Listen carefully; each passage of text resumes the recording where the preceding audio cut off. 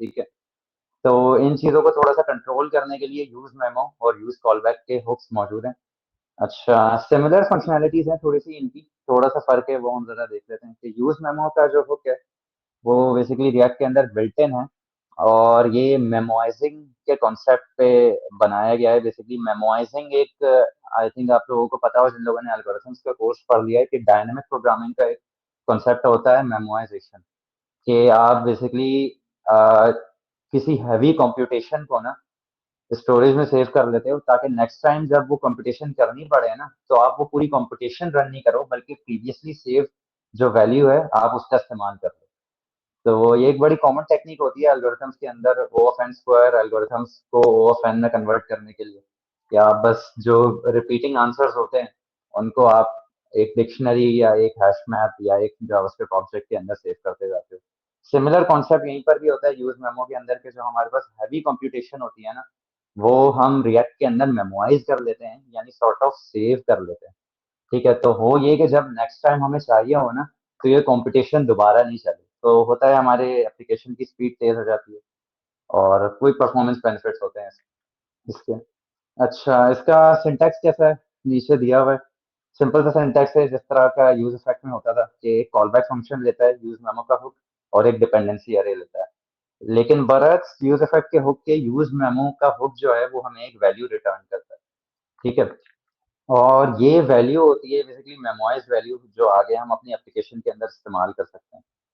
ठीक है, तो सिंपल सा कॉन्सेप्ट है, यूज मेमो का एक कॉलबैक फंक्शन जाएगा। इस कॉलबैक फंक्शन के अंदर बेसिकली आपकी मेमोइजिंग लॉजिक मौजूद होगी, यानी वो कंप्यूटेशंस जो बड़ी टाइम लेंगी वो आप यहाँ यूज मेमो में रख सकते हैं, और आप साथ में एक डिपेंडेंसी अरे दे देते हैं। अगेन जिस तरीके से यूज इफेक्ट में होता था कि डिपेंडेंसी अरे के अंदर जो स्टेटफुल वैल्यूज हैं, जब ये चेंज होंगी ना, सिर्फ तभी हमारा यूज मेमो का हुक ट्रिगर होगा। तो इससे परफॉर्मेंस बेनिफिट्स आते हैं काफी। ठीक है। अच्छा, यूज मेमो हमें यूज कब करना चाहिए? बिकॉज यूज मेमो जो है ना, अपने अंदर भी थोड़ा सा हम कह लें कि स्पेस ऑक्यूपाई करता है, थोड़ा सा हम कह लें कि स्लो डाउन करता है एप्लीकेशन को ना, बट इसका ट्रेड ऑफ होता है। ठीक है, अब ट्रेड ऑफ किन सिचुएशन में हमें करना है, किन में नहीं करना है। तो तीन सिचुएशंस यहाँ पे लिस्टेड हैं जिनके अंदर हमें यूज मेमो का इस्तेमाल कर लेना चाहिए। ड्राइव डेटा, ठीक है, जब हमें कोई ड्राइव वैल्यू निकालनी हो दूसरी वैल्यू से या दूसरे प्रॉप से, लाइक फिल्टरिंग हो गई, सॉर्टिंग हो गई। ठीक ठीक है। अच्छा, सॉर्टिंग हमें जैसे ये पता है कि like in the average case n log n की कॉम्प्लेक्सिटी पे चलता है, विच इज कंप्यूटेशनली एक्सपेंसिव। अब अगर ये ऑपरेशन हम किसी बड़ी एरे के ऊपर लगा रहे हैं, लाइक फर्स्ट करें 100 एलिमेंट्स हैं, 200 एलिमेंट्स हैं, तो बेहतर यही है कि हम इस ऑपरेशन को जो है मेमोराइज कर लें। तो उससे फायदा ये होगा कि ये कंप्यूटेशनली एक्सपेंसिव जो ऑपरेशन है बारी बारी नहीं चलेगा, एक बार चलेगा और बस। ठीक है, और उसको हम रीयूटिलाइज करते जाएंगे। तो कंप्यूटेशनली एक्सपेंसिव, लाइक जिस तरीके से फिल्टरिंग और सॉर्टिंग एक बहुत कॉमन यूज केस होता है जहां हम यूज मेमो लगा रहे होते हैं, कि अक्सर जब हम एपीआई से डेटा फेच करते हैं तो वो सॉर्टेड नहीं होता या फिल्टर्ड नहीं होता, या हमें किसी शेप में कन्वर्ट करना होता है।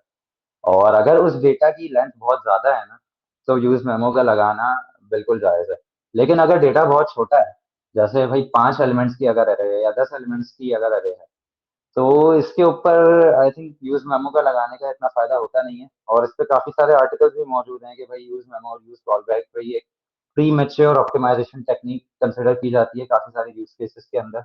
ये प्री मैच्योर ऑप्टिमाइजेशन को ही बेसिकली दूर करने के लिए है ना, हमें यूज केस का जायजा लेना लाजमी है, कि भाई क्या हमारा यूज केस मेरिट भी करता है कि हम ये जो ऑप्टिमाइजेशन टेक्निक्स हैं ये लगाएंगे। ठीक है, ये चीज थोड़ा सा ख्याल रखना जरूरी होता है इन दो हुक्स को इस्तेमाल करने के लिए।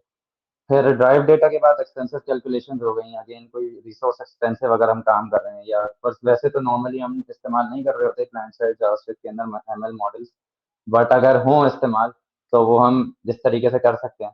ठीक है, कि अगर बार बार वो मॉडल यूज नहीं हो रहा तो उसके आंसर्स को हम मेमोराइज कर लें, ये चीज हो सकती है। और इसके अलावा अवॉइडिंग अननेसेसरी रेंडर्स, तो बेसिकली ये ऊपर के जो दो पॉइंट्स है ना, ये बेसिकली उसी का अक्स है, कि उन दोनों पॉइंट से फायदा क्या हो रहा है, कि हमारी अननेसेसरी जो री रेंडर्स है ना वो बच रहा है। ठीक है, ये हो गया यूज मेमो का हुक। अब हम आ जाते हैं यूज कॉलबैक के ऊपर। यूज कॉलबैक भी यूज मेमो की तरह एक बिल्ट इन हुक है रिएक्ट के अंदर, और इसका सिंटैक्स भी काफी सिमिलर है यूज मेमो से, और फंक्शनैलिटी भी काफी सिमिलर है। बस फ़र्क ये होता है कि यूज़ मेमो जो है वो हमारे पास कंप्यूटेशनली एक्सटेंसिव ऑपरेशन को मेमोराइज़ कर रहा होता है, तो यूज़ कॉलबैक का जो हुक है ना हमारे पास, वो कंप्यूटेशनली एक्सपेंसिव या हेवी कॉलबैक्स को मेमोराइज़ कर देता है। ठीक है, अच्छा भाई, अब इससे मकसद क्या है भाई, कॉलबैक्स को मेमोराइज़ करना, और इससे फ़ायदा क्या होता है? ठीक है, तो ये भी अगेन उसी पर्पज़ के लिए यूज़ होता है कि हमारे अननेसेसरी रिडाइंडर्स और चाइल्ड कंपोनेंट जो है ना, वो बच जाएँ।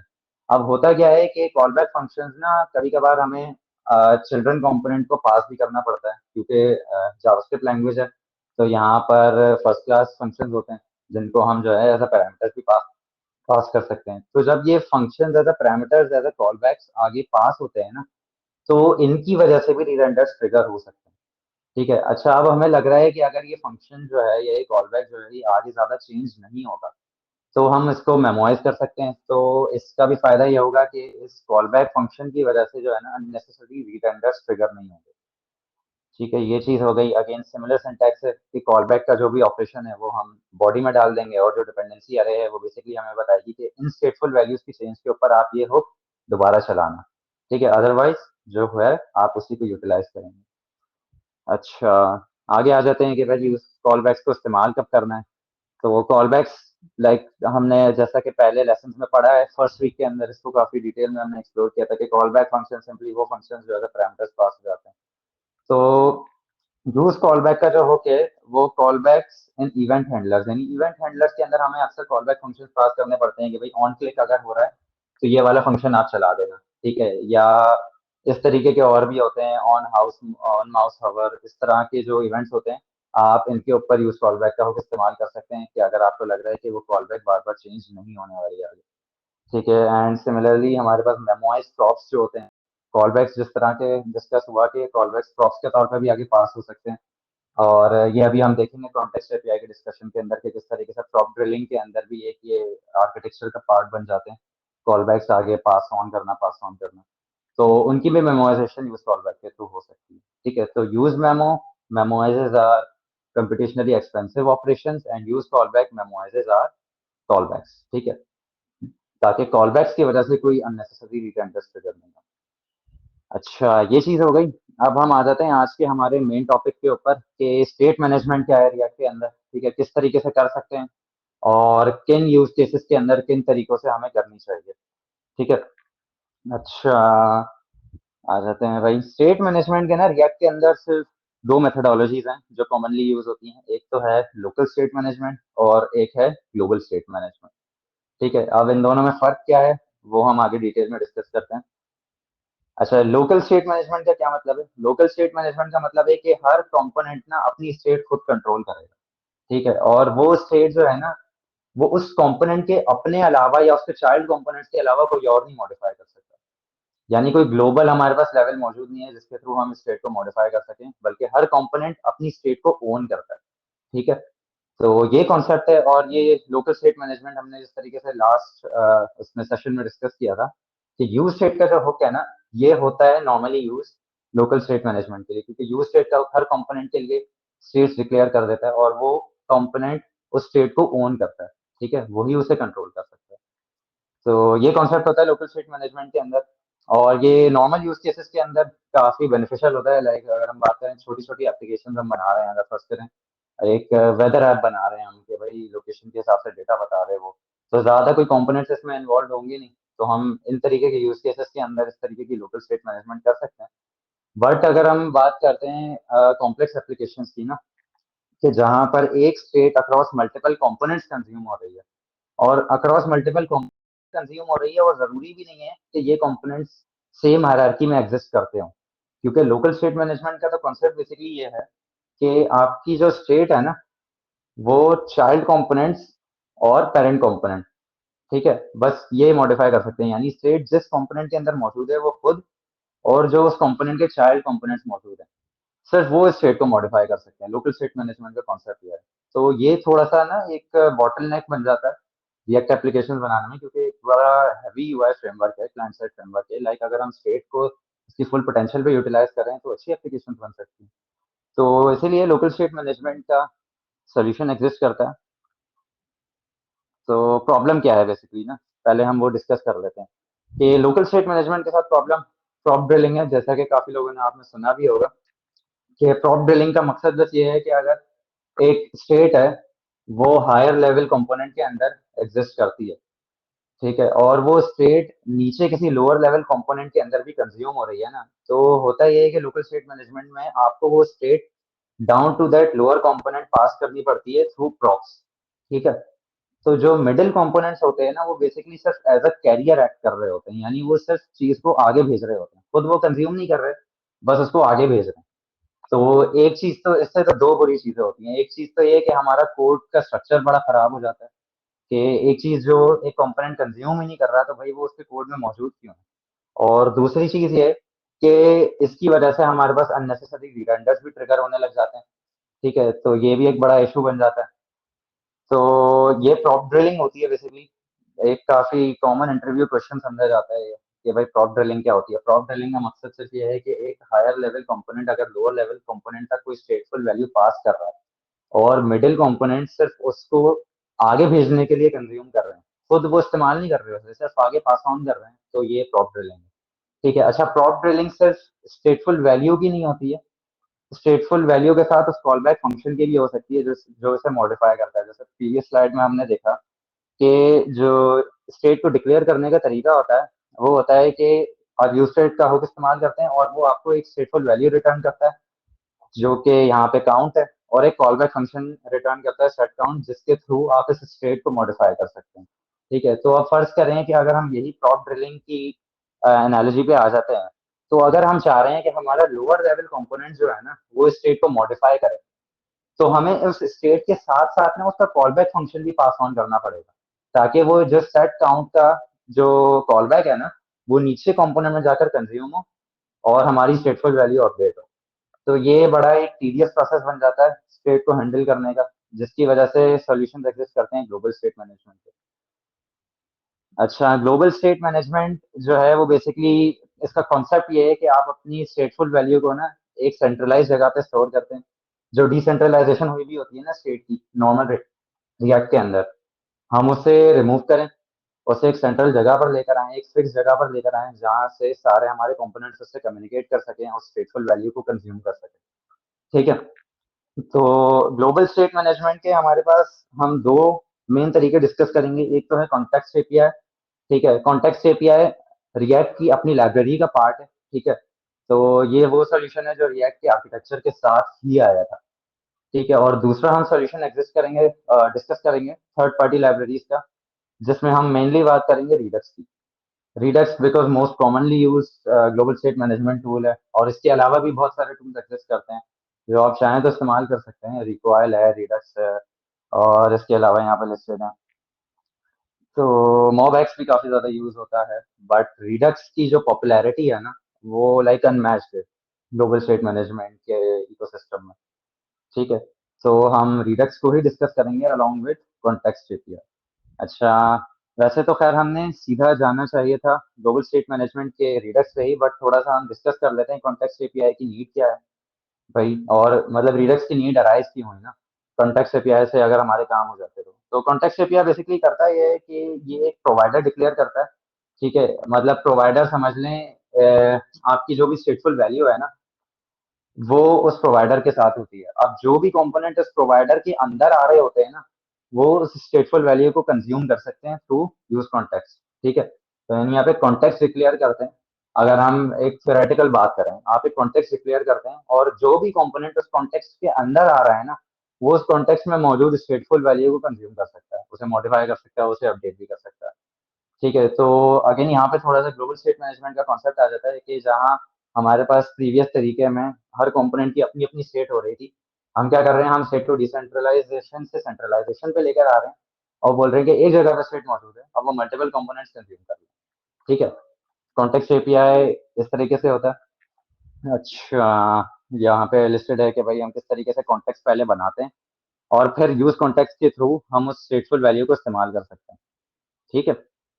अच्छा, कॉन्टेक्स्ट एपीआई का फायदा, ये एक बड़ी अच्छी डायग्राम में इसमें मतलब समराइज हुआ हुआ है कि प्रॉप ड्रिलिंग में हम किस तरीके से जो है नीचे डेटा भेजे जा रहे थे मिडिल कंपोनेंट जो है वो कुछ कर नहीं रहे हैं डेटा के साथ, सिर्फ आगे भेज रहे हैं। ये लेफ्ट साइड पे जो हमारे पास डायग्राम मौजूद है ये इस कॉन्सेप्ट को काफी अच्छे से लाइक समराइज कर रही है कि ये मिडिल कंपोनेंट सिर्फ डेटा आगे भेज रहे हैं, इनफैक्ट कुछ कंज्यूम ही नहीं कर रहे हैं। और ये बड़ा बॉयलर प्लेट भी बन जाता है कोड के अंदर, ठीक है। बरअक्स अगर हम कॉन्टेक्स्ट एपीआई की बात करें तो एक सेंट्रल हमारे पास कह लें जगह आ गई है डेटा की, जो कि इस पूरे कॉन्टेक्स्ट के अंदर कंज्यूम की जा सकती है। ये कंपोनेंट भी इसे कंज्यूम कर सकता है, ये भी कर सकता है, ये भी कर सकता है। और हमें इसके लिए एक्सप्लिसिटली उन वैल्यूज को आगे पास करना भी जरूरी नहीं है, ठीक है। तो ये जो है ना, ये मेन फायदा है कॉन्टेक्स्ट एपीआई का। अच्छा, अब सवाल ये पैदा होता है कि भाई कॉन्टेक्स्ट एपीआई अगर सॉल्यूशन है ग्लोबल स्टेट मैनेजमेंट का, एक जो रिएक्ट की अपनी लाइब्रेरी खुद दे रही है वो आपको, तो भाई मसला क्या है फिर, हम रिडक्स पे जा क्यों रहे हैं? तो मसला ये है कि कॉन्टेक्स्ट एपीआई ना, वो हम कह लें कंप्यूटेशनली काफी एक्सपेंसिव है, ठीक है, और एफिशिएंट बिल्कुल भी नहीं है। तो होता है इसमें ये है कि बेसिकली आप जो प्रोवाइडर डिक्लेयर करते हैं ना, जो आप कॉन्टेक्स्ट डिक्लेयर करते हैं, तो उस कॉन्टेक्स्ट के अंदर जो भी कंपोनेंट्स स्टेटफुल वैल्यू को कंज्यूम करते हैं ना, वो सारे के सारे रिडंडर हो जाते हैं जब उस कॉन्टेक्स्ट की स्टेटफुल वैल्यू चेंज होती है, भले वो उसे इस्तेमाल करें ही नहीं करें। तो ये एक बड़ा मसला बन जाता है रीरेंडरिंग का, भाई कितनी बार रीरेंडर होगी हमारी रिएक्ट की एप्लीकेशन, ऐसे तो कोई फायदा ही नहीं रहेगा इस तरह की स्टेट मैनेजमेंट करने का। तो ये एक बड़ा मसला होता है।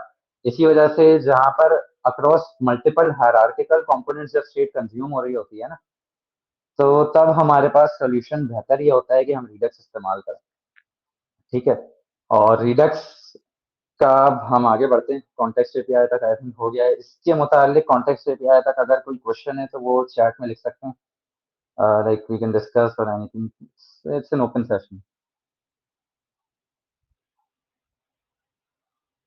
अच्छा, अब्दुल तैयब कह रहे हैं how to get this PDF. हम हर सेशन के बाद ना एक ईमेल लॉन्च करते हैं जिसमें सारी ये पीपीटी मौजूद होती है, और उसके साथ जो भी हमारे सैंडबॉक्स एनवायरनमेंट की लिंक्स होती हैं वो भी मौजूद होती हैं। तो वो आपको आपकी ईमेल तक मिल जाएंगी।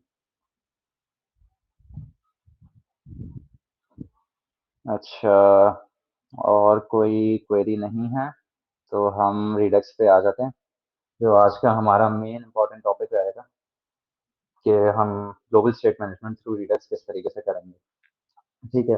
अच्छा, रिडक्स के अंदर बेसिकली हमारे पास ना तीन इंपॉर्टेंट कॉन्सेप्ट हैं। एक तो होता है स्टोर का, एक होता है एक्शंस का, और एक होता है रिड्यूसर्स का, ठीक है सर। हम सीक्वेंस वाइज चलते हैं। स्टोर क्या होता है भाई? स्टोर बेसिकली एक single source of truth object है, ठीक है। ये बेसिकली हमारा समझ लें क्लाइंट साइड डेटाबेस है। यहाँ पर हमारी जितनी भी स्टेटफुल वैल्यूज है ना, वो इस स्टोर के अंदर आके सेंट्रलाइज होके पड़ी हुई होती है, ठीक है। तो जो सेंट्रलाइजेशन ऑफ डेटा है ना, हमारी सेंट्रलाइजेशन ऑफ स्टेट है, वो हमारे पास स्टोर के अंदर मौजूद होती है। अब यहाँ पर इंपॉर्टेंट कॉन्सेप्ट ये है कि ये जो स्टोर है ना, ये एक इम्यूटेबल ऑब्जेक्ट होता है। इम्यूटेबल, इम्यूटेबल का मतलब यही होता है कि भाई इससे चेंज नहीं किया जा सकता, इसकी जगह पे कोई नई चीज लाई जा सकती है, बट इसे नहीं चेंज किया जा सकता, ठीक है। और ये रिडक्स के आर्किटेक्चर का पॉइंट ही यही है कि हमारे पास एक सिंगल सोर्स ऑफ कंट्रोल हो, सिंगल सोर्स ऑफ ट्रुथ हो, और एक हमारे पास कह लें एक प्रिडिक्टेबल वे हो हमारी एप्लीकेशन की स्टेटफुल वैल्यूज को टेस्ट करने का, उन्हें मैनेज करने का, ठीक है। तो स्टोर हमारे पास इम्यूटेबल होगा, ठीक है। और कंपोनेंट्स जो है ना, इस स्टोर की स्टेटफुल वैल्यूज को सिर्फ रिड्यूसर्स के थ्रू मॉडिफाई कर सकते हैं, एक्शंस डिस्पैच करके, ठीक है। अभी ये मैंने क्या बोला है कि भाई इन स्टोर की स्टेटफुल वैल्यूज को एक्शंस डिस्पैच करके रिड्यूसर्स मॉडिफाई कर सकते हैं। अब थोड़ा सा हम आगे बाकी दो कॉन्सेप्ट पे बात करते हैं कि एक्शंस क्या हैं और रिड्यूसर्स क्या हैं। एक्शंस बेसिकली सिर्फ और सिर्फ प्लेन जावास्क्रिप्ट ऑब्जेक्ट्स हैं, ठीक है, जो अपने अंदर एक पेलोड कैरी करते हैं, और ये पेलोड जो है ना, ये रिड्यूसर के अंदर जाता है, ठीक है। और रिड्यूसर इस एक्शन के पेलोड को यूटिलाइज करते हुए ना प्रीवियस स्टेटफुल वैल्यू को मॉडिफाई करता है और उसकी जगह पे पूरा एक नया ऑब्जेक्ट जनरेट करता है। अभी मैं क्या बोल रहा हूँ भाई, क्या हो रहा है ये, मतलब मकसद क्या है इसका इम्यूटेबिलिटी रखने का? तो ये एक डायग्राम के अंदर बड़े अच्छे से समराइज हुआ हुआ है कि हमारे पास सिंगल फ्लो है, ठीक है, एक सिंगल साइकिल है। ये साइकिल रिवर्स नहीं हो सकती, और ये साइकिल रिवर्स ना होना ही ना पूरा पॉइंट है रिडक्स के आर्किटेक्चर का, कि हमारे पास एक, जैसा मैंने कहा कि प्रिडिक्टेबल वे हो हमारी स्टेटफुल वैल्यूज को मैनेज करने का। तो एक सिंगल साइकिल चलती है, हम जरा उसको पहले देख लेते हैं। होता क्या है, स्टोर है, ठीक है। स्टोर के अंदर हमारी क्लाइंट साइड एप्लीकेशन की जितनी भी स्टेटफुल वैल्यूज है ना, वो मौजूद है, ठीक है। ये एक इम्यूटेबल स्टोर है। अच्छा, इसके बाद स्टोर जो है ना, स्टोर की सारी वैल्यूज सब्सक्राइब्ड होती हैं, यानी कंज्यूम हो रही होती हैं रिएक्ट के अंदर। अब ये स्टोर की जो वैल्यूज कंज्यूम्ड हो रही हैं, ठीक है, अब होता क्या है कि जब हमें स्टेटफुल वैल्यूज को मॉडिफाई करना है ना, तो जहां से हमें मॉडिफाई करना है वहां से हम एक एक्शन को ना डिस्पैच करते हैं। एक्शन को डिस्पैच करते हैं along with a payload in a reducer function. ठीक है, action is dispatch along with a payload in a reducer function. Reducer function क्या करता है कि करंट स्टेट और उस एक्शन के पेलोड को यूटिलाइज करते हुए ना प्रीवियस स्टोर की वैल्यू को एक नए ऑब्जेक्ट में कन्वर्ट कर देता है। तो होता ये है कि जो प्रीवियस स्टेटफुल वैल्यू स्टेट के उसके स्टोर के अंदर मौजूद होती है ना, वो रिप्लेस हो जाती है बाय दैट न्यू वैल्यू जो कि जनरेट हुई है through that action payload and the previous state. ठीक है, तो हमारे पास अगेन एक प्रिडिक्टेबल तरीका आ गया। हम हर पॉइंट पे पता लगा सकते हैं हमारी एप्लीकेशन के अंदर कि भाई इसमें चेंजेस क्या आने वाले हैं। हमारे पास कोई चेंजेस एक्सटर्नली नहीं आएंगे, हमारे पास फिक्स वेज हैं जिसके अंदर जिसके थ्रू हमारे पास कुछ चेंजेस आने वाले हैं एप्लीकेशन में। ठीक है, तो predictability is the whole point of it. अच्छा, ये साइकिल है, ठीक है, स्टोर है, एक्शंस होते हैं डिस्पैच रिड्यूसर के अंदर, और रिड्यूसर उन एक्शंस और करंट स्टेट को यूटिलाइज करते हुए करंट स्टोर को मॉडिफाई कर देता है with the new stateful value. इस साइकिल के अंदर अगर कोई कंफ्यूजन है तो लेट मी नो, मैं मैसेजेस देख रहा हूँ अपनी दूसरी डिवाइस पे।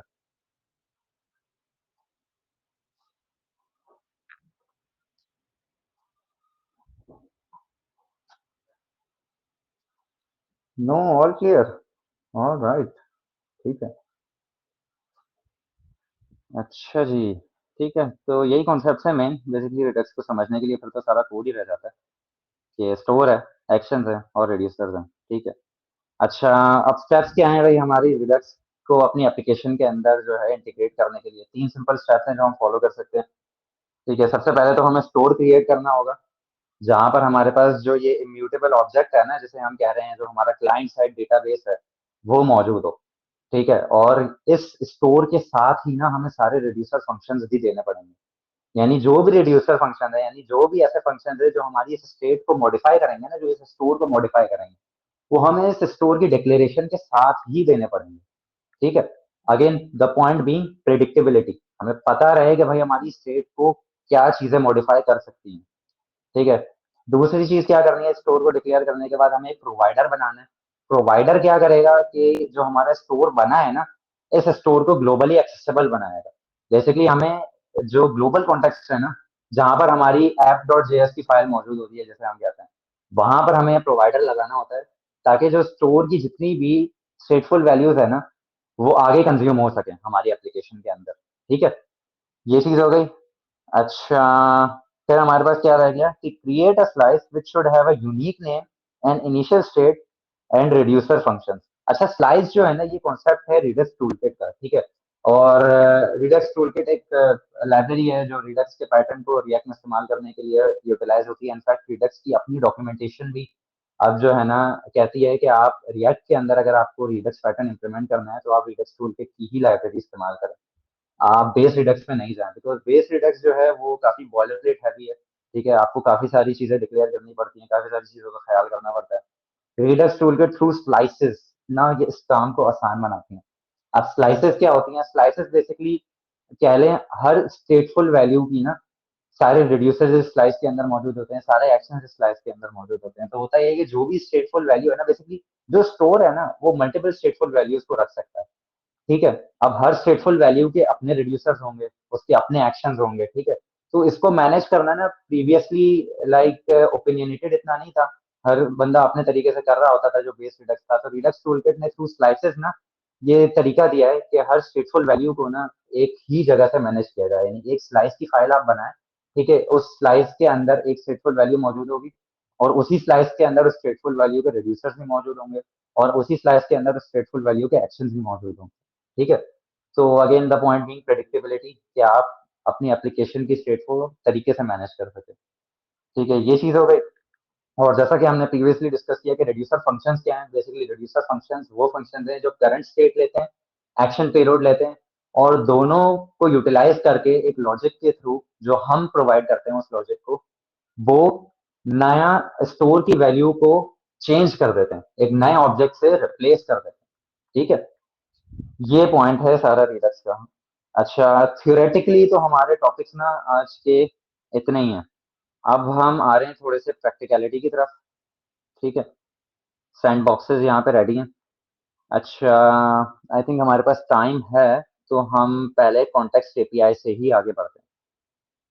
ठीक है, मैं ज़रा इस सैंडबॉक्स की लिंक चैट में शेयर कर रहा हूँ। आप लोग चाहें तो साथ साथ कोड अलोंग कर सकते हैं, बल्कि इनफैक्ट मैं रिकमेंड करूंगा कि आप लोग साथ साथ कोड अलोंग करें, बेहतर रहेगा। फोक करके कीजिएगा ताकि ऐसा ना हो कि मेरे पास आपकी चेंजेस आ रही हैं। ठीक है, फोक कर लेंगे तो आपका बेसिकली ये एनवायरनमेंट आपके पास आ जाएगा। ठीक है। अच्छा, बेसिकली यहाँ पे एक सिंपल काउंटर एप्लीकेशन है जो आपने शायद हजारों रिएक्ट ऐप्स के अंदर देखे भी होंगी। काउंटर ही चल रहा होता है।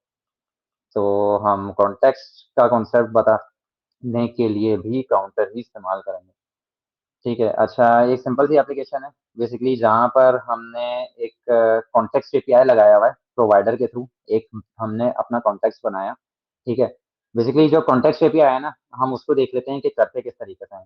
कॉन्टेक्स्ट एपीआई को इस्तेमाल करने के लिए ना, एक फाइल के अंदर हम कॉन्टेक्स्ट क्रिएट करते हैं। ठीक है। इस कॉन्टेक्स्ट को क्रिएट करने के बाद ना, हम इसका प्रोवाइडर बना लेते हैं। ठीक है। और इस प्रोवाइडर के अंदर ना बेसिकली हम सारे ऑपरेशंस बनाते हैं जो स्टेटफुल वैल्यू पे लग सकते हैं। ठीक है। जैसे हमने अगर एक स्टेटफुल वैल्यू बना दी है काउंट की और सेट काउंट की, तो इसी प्रोवाइडर के अंदर हम वो ऑपरेशंस बना देंगे, बता देंगे कि भाई ये ऑपरेशन है जो स्टेटफुल वैल्यू पे लग सकते हैं, इसके अलावा और कोई नहीं लगा सकते आप। ठीक है। तो यहाँ पे जो स्टेटफुल वैल्यू जैसे काउंट डिक्लेयर की हुई है, इस कॉन्टेक्स्ट के अंदर हम इसको सिर्फ इंक्रीमेंट कर सकते हैं या डिक्रीमेंट कर सकते हैं। ठीक है। और ये एक सिंपल सा सिंटैक्स है react my contact dot provider का, जिसके थ्रू आपका ये कॉन्टेक्स्ट जो है ना, वो इस प्रोवाइडर के अंदर आ जाता है। फिर आप क्या करते हैं, इस प्रोवाइडर को अपनी मेन ऐप के अंदर डिक्लेयर कर देते हैं। ठीक है, जो आपका स्टार्टिंग पॉइंट होता है ऐप डॉट जेएस, जो आपकी एप्लीकेशन पर किया जाता है। और यहाँ से आप प्रोवाइडर को आगे भेज देते हैं।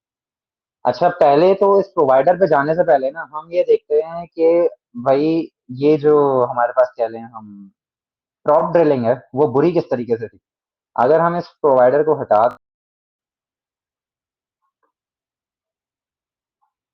और इसको हम ले आते हैं एक सेपरेट डिस्क के अंदर।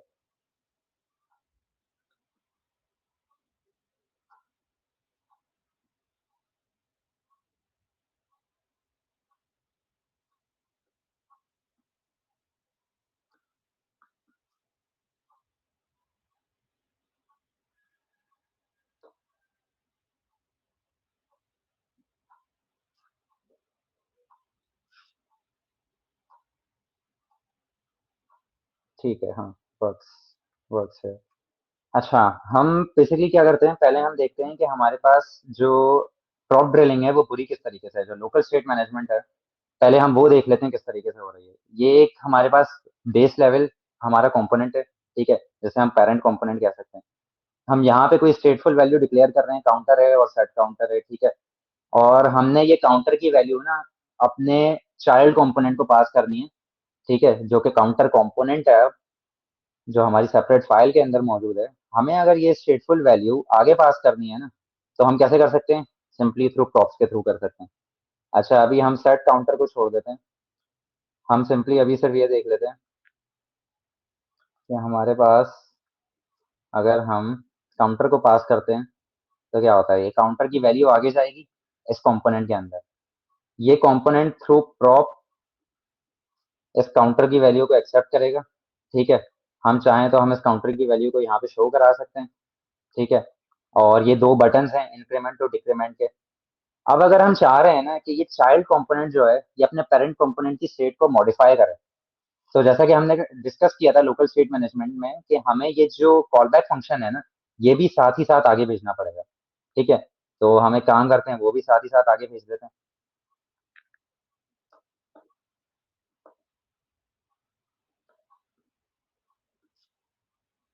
ठीक है, ये हमने यहाँ पे पास कर दिया आगे, और हम अपने चाइल्ड कंपोनेंट के अंदर इस प्रॉप को एक्सेप्ट करवा लेते हैं।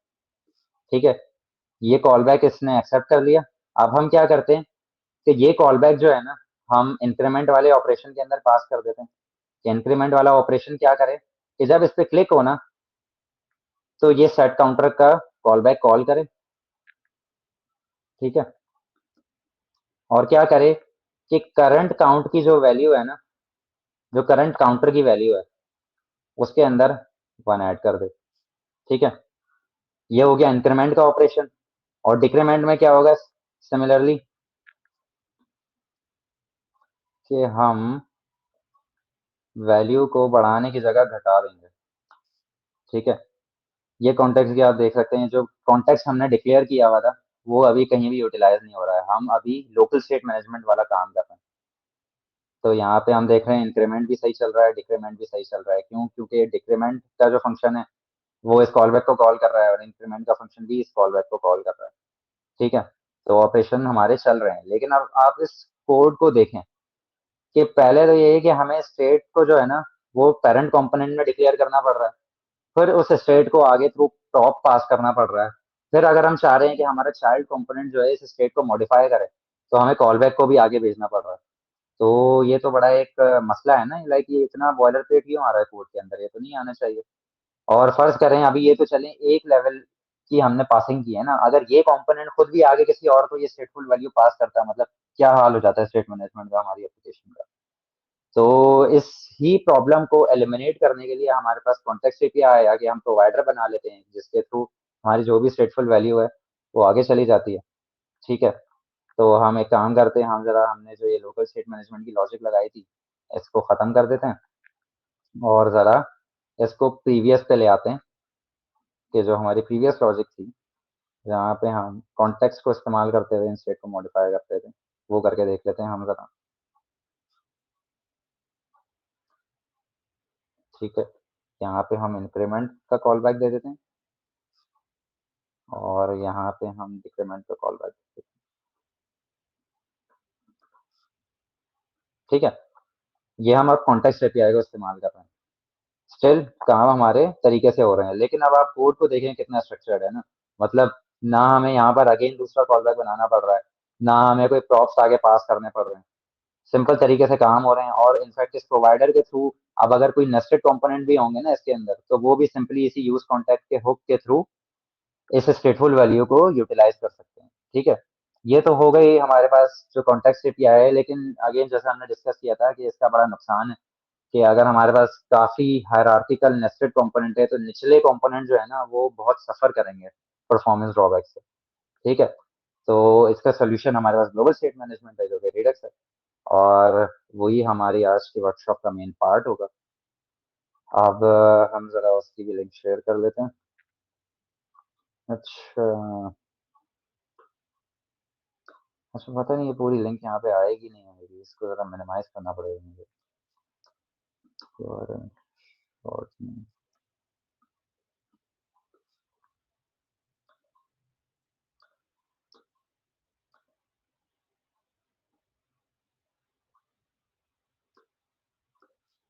ठीक है, तो एक शॉर्ट यूआरएल मैंने भेजा है। बेसिकली ये हमारी आज की वर्कशॉप का मेन पार्ट है।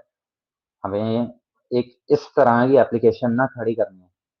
सिंपल सी एप्लीकेशन है, एक होम पेज है, एक प्रोडक्ट्स पेज है, एक कॉन्टैक्ट पेज है, ठीक है। और हमारे पास जो स्टेटफुली मैनेज हो रही है ना वैल्यू, वो है प्रोडक्ट्स की, जो कि कार्ड के अंदर जाएगी। और कार्ड बेसिकली हमें बता देगी कि भाई हमने कौन कौन से एलिमेंट्स हैं जो कार्ट में मौजूद हैं, ठीक है। अच्छा, अच्छा, एक सवाल आया है, क्या कोई सर्टिफिकेट अटैच है इस वर्कशॉप को अटेंड करने का? जी बिल्कुल है। और बेसिकली टारगेट यही है कि जो जो लोग इस एप्लीकेशन को बना लेंगे ना, ऑब्वियसली उनको एक सर्टिफिकेट ऑफ पार्टिसिपेशन मिलेगा, जैसा कि हमारा रहा है मामूल। I think last two session के अंदर ये चीज़ इम्प्लीमेंट नहीं हो पाई तरीके से कि हम ना पार्टिसिपेशन सर्टिफिकेट्स को आगे कैरी ऑन करें। बट ये हमारी आज की वर्कशॉप का, आज की बूट कैंप का एक इम्पॉर्टेंट पार्ट है कि जो हम अभी बेसिकली इस वर्कशॉप को फॉलो अलोंग करेंगे ना, तो आपने भी साथ साथ कोड करते रहना, ठीक है। तो ये एप्लीकेशन जो आपकी बन जाएगी, आप अपनी गिटहब रेपो पे डाल सकते हैं, या आप अपना सैंडबॉक्स शेयर कर सकते हैं, जो भी आपको वे सूटेबल लगे। आपकी एप्लीकेशन चलती भी होगी तो आपको आपकी ईमेल के ऊपर आ जाएगा आपका पार्टिसिपेशन सर्टिफिकेट, ठीक है।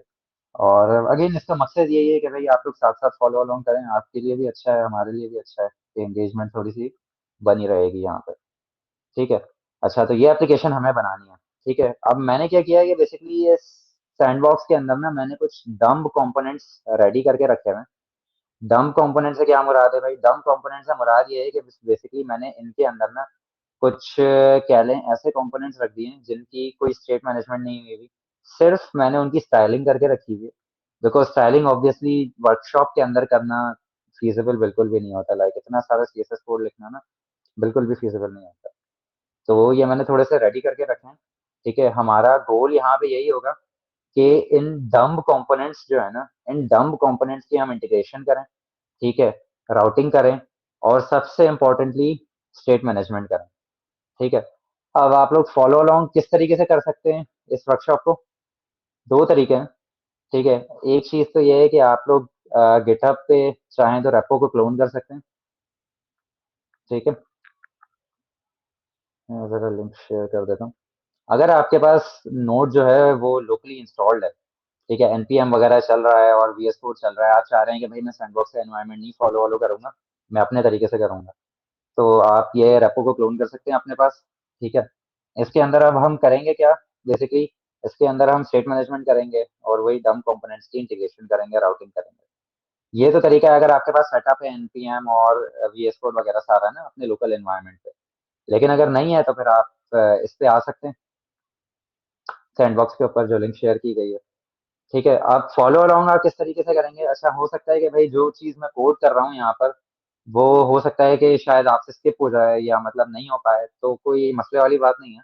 ठीक है, अगर आप लोकली काम कर रहे हैं तो मैं अपने चेंजेस जो है जो होते जाएंगे वो सिक्वेंशियल कमिट्स में पुश करता जाऊंगा। ठीक है, तो आप चाहें तो उन कमिट्स को पुल लेकर अपने पास कोड को सिंक कर सकते हैं अगर आप लोकली काम कर रहे हैं। जबकि अगर सैंडबॉक्स में काम कर रहे हैं ना, तो यहाँ पे भी रेपो कनेक्ट हुई हुई है।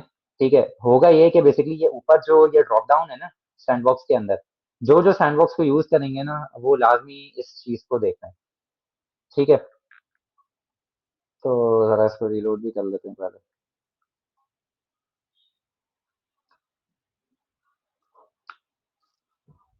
अच्छा, होगा ये यहाँ पर कि ये भी जो है ना सैंडबॉक्स के रेपो से कनेक्ट हुआ हुआ है। तो ब्रांचेस हैं, ठीक है, आपने मेन ब्रांच पे ही काम करना है। अब होगा ये कि आप जैसे ही मेन ब्रांच पे काम करना शुरू करेंगे ना, बस करें यहाँ पे कुछ भी काम करना शुरू होता है। ठीक है, और आप सेव करते हैं इसको। तो ये ना एक ड्राफ्ट ब्रांच बना देता है जो कोड सैंडबॉक्स का एनवायरनमेंट है, ताकि आपकी बेसिकली चेंजेस मेन ब्रांच से सेपरेट रहे। ठीक है, तो अगेन आप फॉलो अलाउंग कर रहे हैं तो आप इसी तरीके से करेंगे। लेकिन अगर आप थोड़ा सा लैग बिहाइंड हो जाते हैं, थोड़ा सा पीछे रह जाते हैं, तो आपने कुछ भी नहीं करना। ठीक है, बस जो मैं चेंजेस जब पुश करूंगा ना, तो आपने बस अपनी ब्रांच ऊपर से ना चेंज कर लेनी है मेन पे। ठीक है, तो होगा ये कि जो मैं चेंजेस करूंगा, जो पुश करूंगा, वो सारी आपके सैंडबॉक्स में रिफ्लेक्ट होना शुरू हो जाएंगे।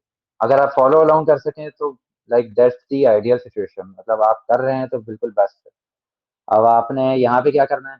यहाँ पे आप के पास ये फ्रंट एंड का बेसिकली वो है ब्राउजर सॉर्ट ऑफ खुला हुआ होता है, जो भी एरर वगैरह होते हैं वो यहाँ पे शो होंगे। ठीक है, ये आपका लॉग है, टर्मिनल है। तो ये एक प्रॉपर कोड सैंडबॉक्स का एनवायरनमेंट है। अब जो लोग क्लोन कर रहे हैं वो क्लोन कर ले अपने पास, जो सैंडबॉक्स पे आना चाह रहे हैं सैंडबॉक्स पे आ जाएं। हम जरा 2 मिनट का टाइम लेते हैं यहाँ पर ताकि सब सेम पेज पे आ जाएं। ठीक है, और हम इस सेशन को कैरी ऑन करते हैं। कोई अगर इससे रिलेटेड सवाल है तो लेट मी नो, मैं चैट देख रहा हूँ।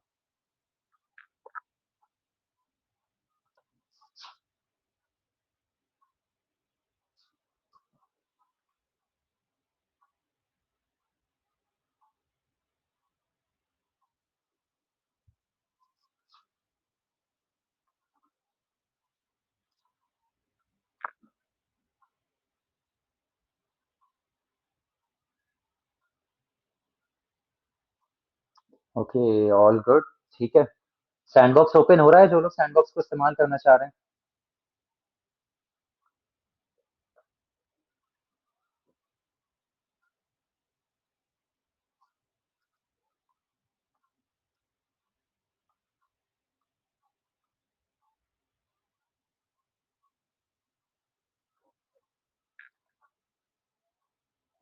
ठीक है, आई थिंक क्लोन डाउन कर लें इसको लोकल एनवायरनमेंट पे।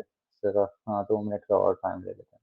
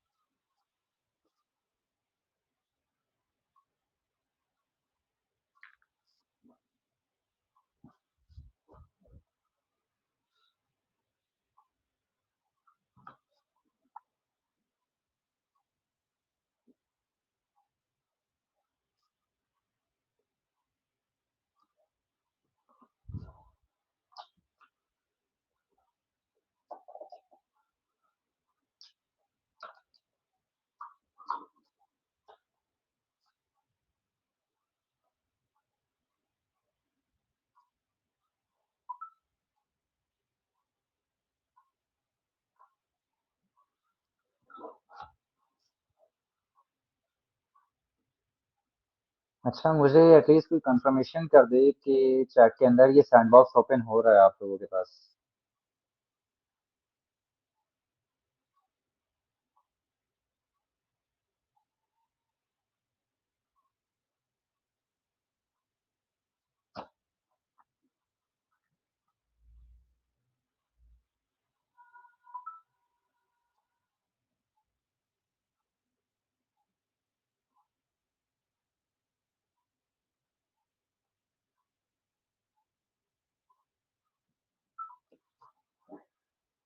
ठीक है फिर। नहीं, नॉट वर्किंग। ओके, इसको हम ज़रा इनकॉग्निटो पे खोल लेते हैं फिर।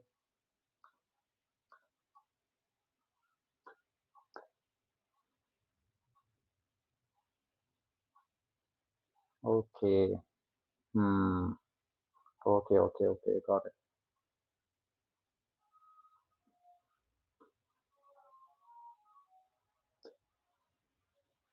नहीं, इसको भी शॉर्ट इन करना पड़ेगा।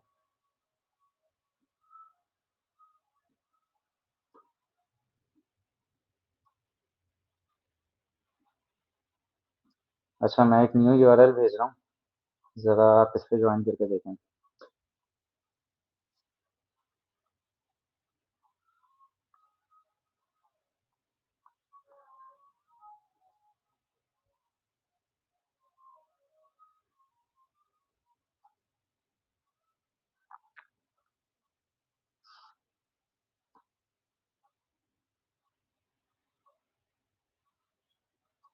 इसको ज़रा इनकॉग्निटो पे देख लेते हैं खोल के।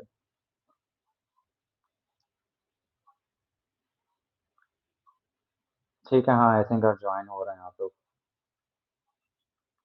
सही है। ठीक है। अच्छा, आप चाहें तो इस सैंडबॉक्स का अपना एनवायरनमेंट भी बना सकते हैं।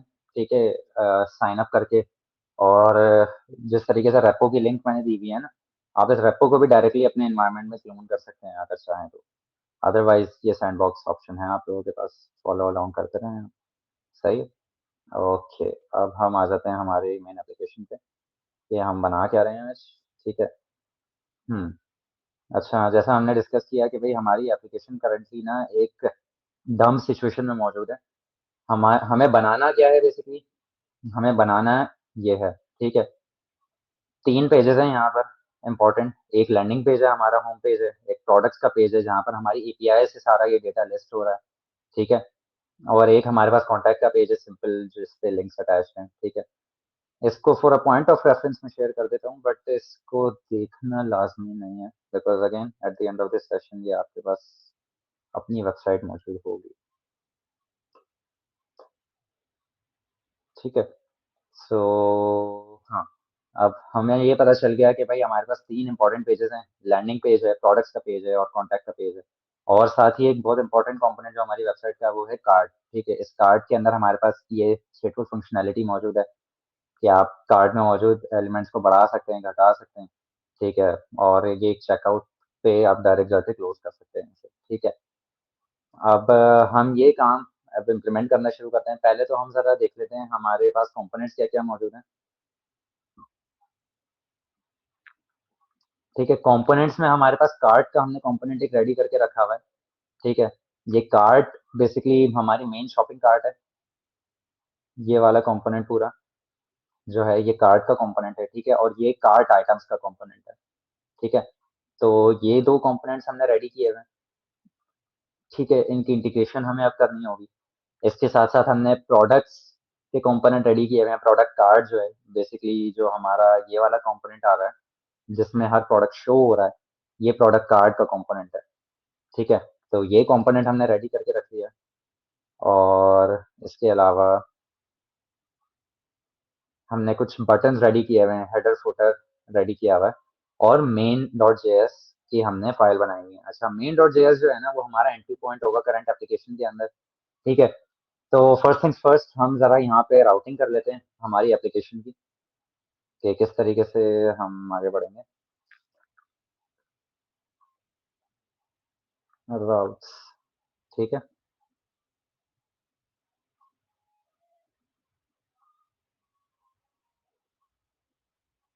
अच्छा जी।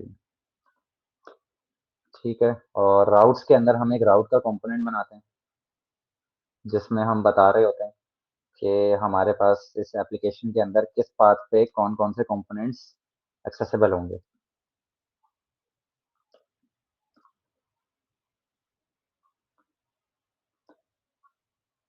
राउट्स, हमने राउट्स कुछ डिक्लेयर किए हैं कांस्टेंट के अंदर, ठीक है। एक होम पेज का राउट है, एक प्रोडक्ट पेज का राउट है और एक कॉन्टैक्ट पेज का राउट है सिंपली, ठीक है। तो हम ये राउट्स को यहाँ पे डिक्लेयर कर रहे हैं। होम पे हमने कौन सा एलिमेंट शो करना है, एक हमने होम पेज का एलिमेंट बनाया हुआ है, वो हम करेंगे शो, ठीक है।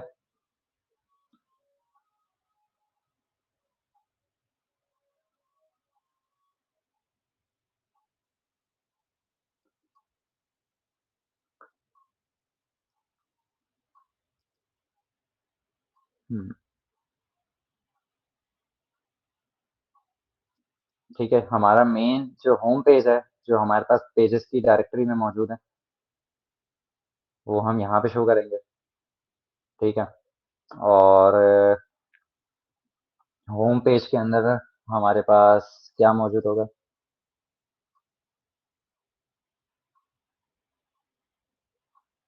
हमारे पास कुछ मैसेजेस मौजूद होंगे, कुछ लाइक ये जो कंपोनेंट हमारे पास है, ये सारे मैसेजेस आने चाहिए हमारे पास, इमेज आनी चाहिए, ठीक है। तो ज़रा इसको कर लेते हैं, होम पेज को सेटअप कर लेते हैं। फर्स्ट थिंग्स फर्स्ट, ठीक है। एक मैसेज का हमने कंपोनेंट बनाया हुआ है,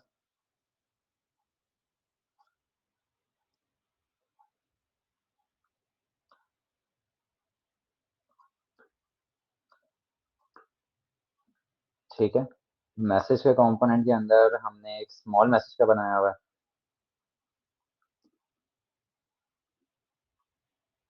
जो बेसिकली हमारे पास जो छोटा सा टाइटल ऊपर आ रहा है ना, वो इस कंपोनेंट का पार्ट होगा।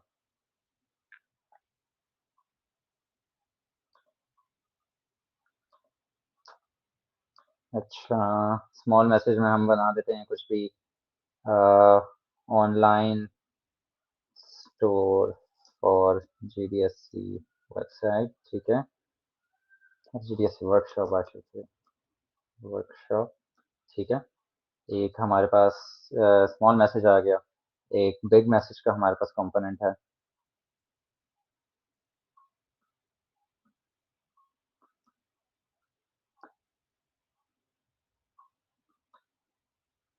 ठीक है। यहाँ पे हम कुछ भी दे सकते हैं, एक क्या देते हैं, वी सेल क्लोथ्स ऑनलाइन, ठीक है। और हमारे पास आगे क्या होगा, आगे हमारे पास एक बटन है, ठीक है, जो कि शॉप नाउ का बटन है, ये हमें प्रोडक्ट्स के पेज पे ले जाता है। ज़रा हम इस बटन को बना लेते हैं। अच्छा, बटन को आपको पता होगा, इंटरनल लिंकिंग के लिए रिएक्ट के अंदर हम एक लिंक का कंपोनेंट यूज़ करते हैं, ठीक है। लिंक ये बेसिकली हमारी इंटरनल जो राउटिंग हमने डिक्लेयर की हुई है ना, वहाँ तक ले जाने के लिए काम आता है, ठीक है।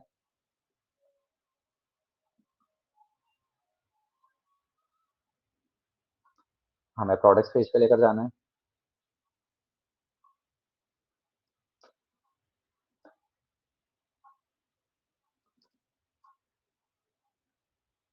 ठीक है। प्रोडक्ट्स पेज पे हमें लेकर जाना है, तो हम कर देंगे राउट्स डॉट प्रोडक्ट्स, ठीक है। अच्छा, ये लिंक का कंपोनेंट हो गया, लिंक के कंपोनेंट को हमने क्लोज भी करना है।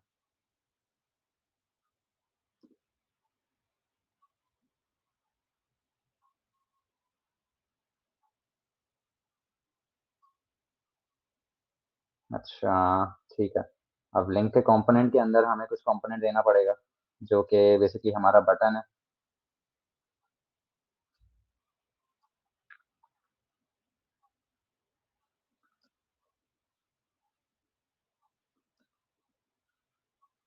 ठीक है।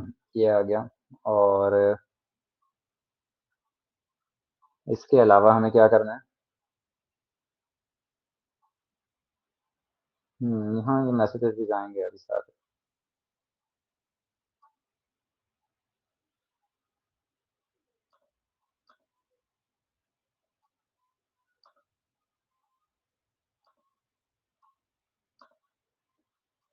ठीक है। अच्छा, बटन पे हम कुछ भी दे देते हैं। हम बल्कि इनफैक्ट कुछ भी नहीं देते हैं ना अभी। बटन को हम ज़रा कुछ वैल्यूज़ दे देते हैं, कंटेंट दे देते हैं, इससे क्या होगा? ये बटन का भी कंपोनेंट हमने रेडी करके रखा हुआ है, ठीक है? तो उसको कुछ प्रॉप्स पास होंगे, वो प्रॉप्स हम यहीं पे पास कर रहे हैं।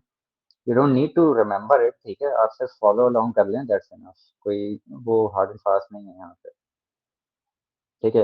एंड बिसाइड्स मैं इसको पुश कर दूंगा, ठीक है? अभी इस चीज़ को, ये होम पेज जब रेडी होगा तो आपके पास भी ये सारा कुछ शो हो जाएगा,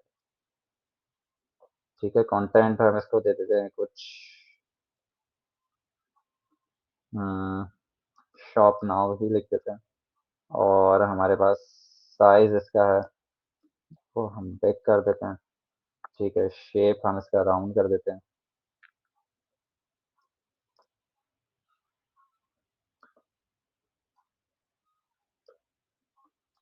शेप हम इसका राउंड कर देते हैं।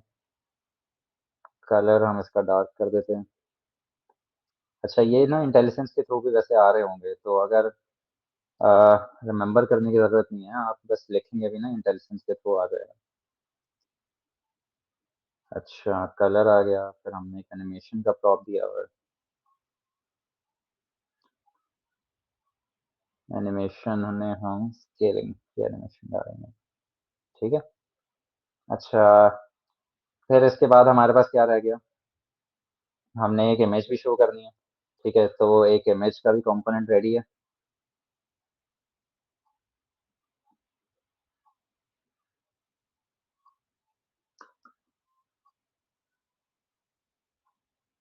इसमें हमें एक एसआरसी का टैग देना पड़ेगा।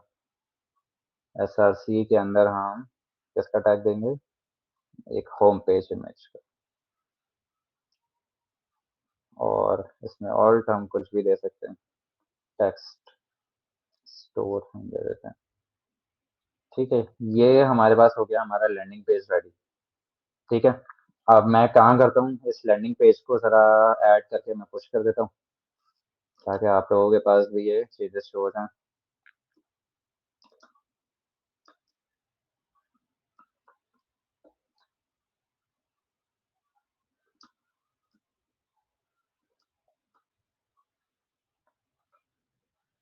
ठीक है, तो जो लोग लोकली कर रहे हैं वो इसको पुल ले लें, और जो उस पे हमारे पास मौजूद हैं, सैंडबॉक्स में मौजूद हैं, वो ज़रा एक बार मेन पे आ जाएँ, मेन वाली ब्रांच के ऊपर, ठीक है? उसके ऊपर ये वाली चेंजेस आपके पास शो हो रही होंगी, ठीक है? अच्छा, होम पेज हमारा बन गया। फिर हमारे पास क्या है? हमारा प्रोडक्ट्स का पेज है, कॉन्टैक्ट का पेज तो रेडी है, ठीक है? ये बेसिक सी चीज़ थी, लिंक्स वगैरह अटैच थी, आप चाहें तो इसे देख सकते हैं, बट बिल्कुल बेसिक सा पेज है। प्रोडक्ट्स के पेज के अंदर हमारे पास इंपॉर्टेंट काम है, ठीक है? यहाँ पे हमारे पास डेटा फेचिंग भी होगी, यहाँ पे हमारे पास सारे जितने भी हमारे क्या लें डेटा आएगा, स्टोर होगा, वो सारा यहीं पर ही होगा। तो इस पे आने से पहले ना हम स्टेट मैनेजमेंट को देख लेते हैं कि हम करेंगे क्या। अच्छा, स्टेट के मैंने वैसे कुछ फ़ोल्डर्स बना के रखे हुए हैं, ठीक है? एक हमने जैसे कि डिस्कस किया था, एक सेंट्रल स्टोर है, ठीक है? तो सबसे पहले तो हमने सेंटर करना है, जो हमने डिस्कस किया था, ठीक है? तो सबसे फर्स्ट थिंग्स फर्स्ट, हम स्टोर को डिक्लेयर कर देते हैं, ठीक है? अब स्टोर को किस तरीके से डिक्लेयर करते हैं? एक्सपोर्ट कॉन्स्ट स्टोर ही हम इसे नाम दे देते हैं, ठीक है? और ये कॉन्फ़िगर स्टोर का हमारे पास फंक्शन होता है, जो कि हमारी रिडक्स टूलकिट की जो लाइब्रेरी है ना, वो हमें प्रोवाइड करती है, ठीक है? इसके अंदर हमें, जैसा कि हमने डिस्कस किया था, सारे हमें रिड्यूसर्स अपने डिक्लेयर करने पड़ते हैं, ठीक है? हम क्योंकि एपीआई डेटा फेचिंग के लिए क्लाइंट यूज़ करेंगे रिडक्स आरटीके क्वेरी, ठीक है? अच्छा, डेटा फेचिंग की जहाँ तक बात है, तो हमारे पास 2 तरीके होते हैं, ठीक है? एक तो ये कि हम नोड का या जावास्क्रिप्ट का अपना जो फेच का मेथड है ना, वो इस्तेमाल कर लें डेटा फेचिंग के लिए। बट क्योंकि वो मैनेज नहीं होता, उसमें ना कोई कैशिंग का तरीका होता है, ठीक है? तो रिकमेंडेड तरीका ये होता है कि हम कोई एक्सटर्नल क्लाइंट यूज़ करें, लाइक एक्सियोस हो गया, आरटीके क्वेरी हो गया, रिएक्ट क्वेरी हो गया, ठीक है? ये क्लाइंट्स यूज़ किए जाते हैं, चूँकि हम अपने प्रोजेक्ट के अंदर रिडक्स टूलकिट इस्तेमाल कर ही रहे हैं, तो हम आरटीके क्वेरी यूज़ करेंगे, ठीक है? अच्छा,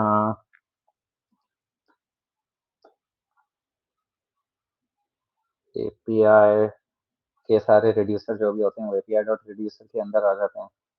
और क्या होता था? कार्ट एक्टिव का हम एक स्टोर बनाएँगे, ठीक है? कार्ट एक्टिव बेसिकली हमें ये बताएगा कि हमारा जो कार्ट ओपन हो रहा है या क्लोज हो रहा है। ठीक है, इसका हम ट्रैक रख सकें इसके लिए हम एक स्टेट डिक्लेयर करेंगे कार्ट एक्टिव की। ठीक है, कार्ट एक्टिव रिड्यूसर हो जाएगा और हमारे पास प्रोडक्ट्स होंगे। ठीक है, प्रोडक्ट्स के कुछ रिड्यूसर्स होंगे, तो वो हम प्रोडक्ट्स रिड्यूसर्स में डिक्लेयर कर देते हैं। ठीक है, और हमारे पास क्या होगा, कार्ट है, कार्ट के कुछ अपने भी रिड्यूसर्स हैं ओपन क्लोज के अलावा, तो हम कार्ट का रिड्यूसर यहाँ पे डिक्लेयर कर लेते हैं। ठीक है, ये हमारे मेन रिड्यूसर्स डिक्लेयर हो गए। ठीक है, इसके अलावा हमें एक मिडलवेयर भी डिक्लेयर करना पड़ेगा।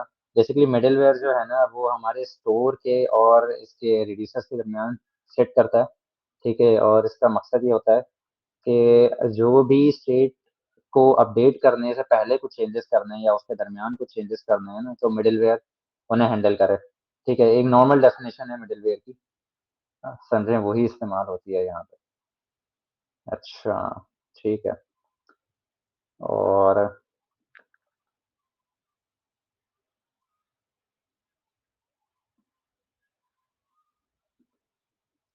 अब ये मैंने किया क्या है, ये बेसिकली एक मिडलवेयर डिक्लेयर कर दिया है, क्योंकि हम एपीआई कॉल्स के लिए भी इस्तेमाल करेंगे। ठीक है, तो ये मिडलवेयर डिक्लेयर करना जरूरी है हमारे लिए। अच्छा, अब ये एरर हमें क्या दे रहा है? हम्म, ठीक है, तो हमारे पास एरर ये आ रहा है कि हमने एक वैल्यू रिटर्न करनी है इससे। ठीक है, ये हो गया, ये हमारा स्टोर डिक्लेयर हो गया। अब इसकी भी मैं ज़रा एक कमेंट बना देता हूँ।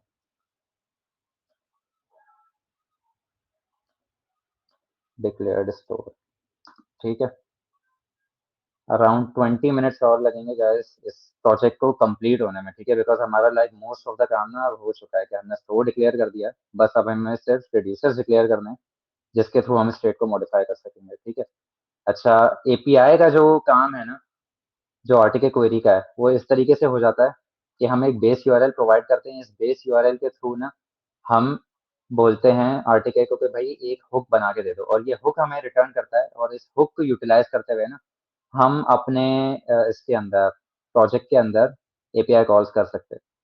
ठीक है, जैसा कि यहाँ पे प्रोडक्ट्स पेज पे अभी हम देखेंगे, ये देखें, हम इस तरीके से ना यहाँ पर एपीआई कॉलिंग करेंगे। ठीक है, तो आप चाहें तो फैच से भी कर सकते हैं इफ यू वांट, बट मैं तो यही रिकमेंड करूंगा कि क्लाइंट जब मौजूद है तो उसे ही यूटिलाइज किया जाए। ठीक है, अच्छा, ये हो गया स्टोर्स को डिक्लेयर करने के बाद। हमने क्या कहा था भाई स्टेप्स में हमारे, कि हम प्रोवाइडर बना देंगे। हाँ, प्रोवाइडर बनाना लाजमी है। ठीक है, तो इस प्रोवाइडर को बेसिकली हम यहाँ पे डिक्लेयर करेंगे, जिसके थ्रू हम ये बताएंगे कि भाई हमारा स्टेटफुल जो डेटा है वो कहाँ कहाँ पर एक्सेसिबल है। ठीक है, तो ये बात हो गई। अच्छा, स्टोर, जो हमने अपने स्टोर का ऑब्जेक्ट बनाया हुआ है। ठीक है, और इसको हम ज़रा,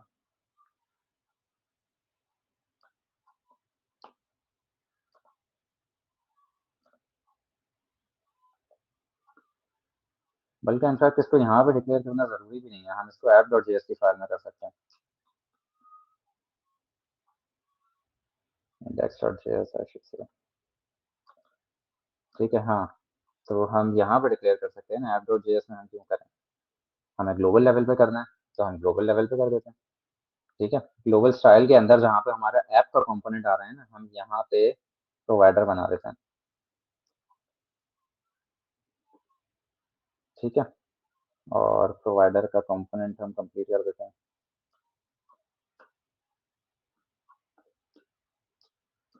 अच्छा, ठीक है, स्टोर हम अपना डिक्लेयर करते हैं, जो कि हमारा स्टोर होगा। स्टोर की वैल्यू होगी जो हमने इंपोर्ट कराई हुई है। ठीक है, जो हमने अपना सेंट्रल स्टोर डिक्लेयर किया था ना, ये वो वाली वैल्यू है। तो हम प्रोवाइडर के थ्रू बोल रहे हैं अपनी एप्लीकेशन को कि भाई आप ये चीज़ें आगे चल के एक्सेस कर सकते हो। ठीक है, ये बात हो गई, राउटिंग हो गई। अब हमें क्या करना है कि हमें सिर्फ इनके रिड्यूसर्स डिक्लेयर करना है।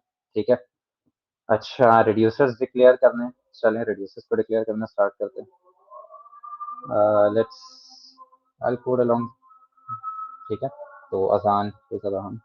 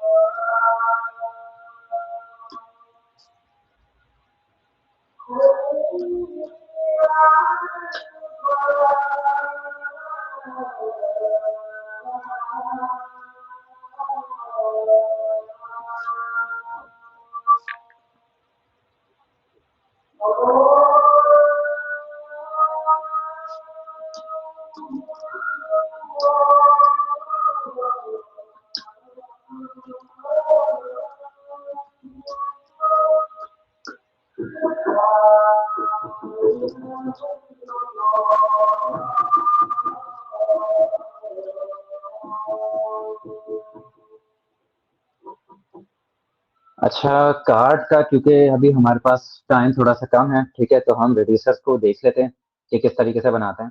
हमने जिस तरीके से एक सिंटैक्स डिस्कस किया था कि क्रिएट स्लाइस का एक मेथड होता है जो कि रिडक्स टूलकिट की लाइब्रेरी में मौजूद है।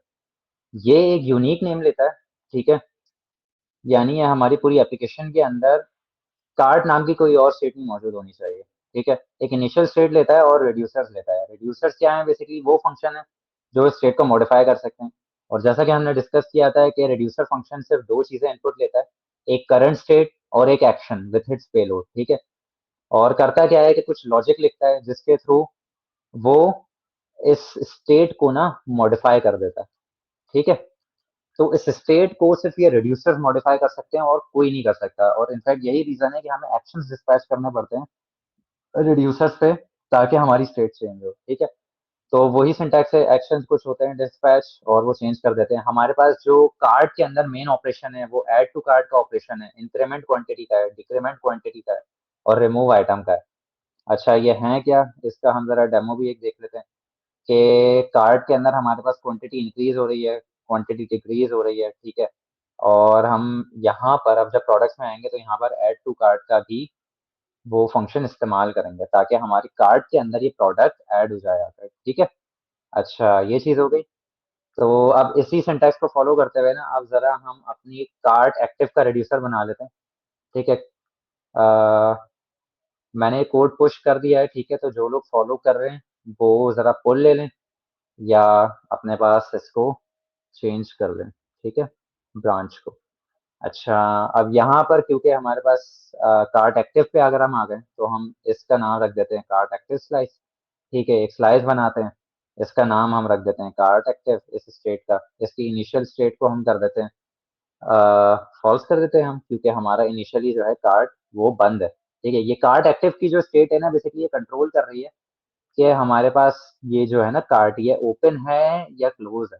ठीक है, ये वाली स्टेट इससे कंट्रोल हो रही है। ठीक है। अच्छा, इसके अंदर अब रिड्यूसर्स हमारे पास क्या आएंगे? रिड्यूसर्स हमारे पास ये सारे तो नहीं आएंगे बिल्कुल भी।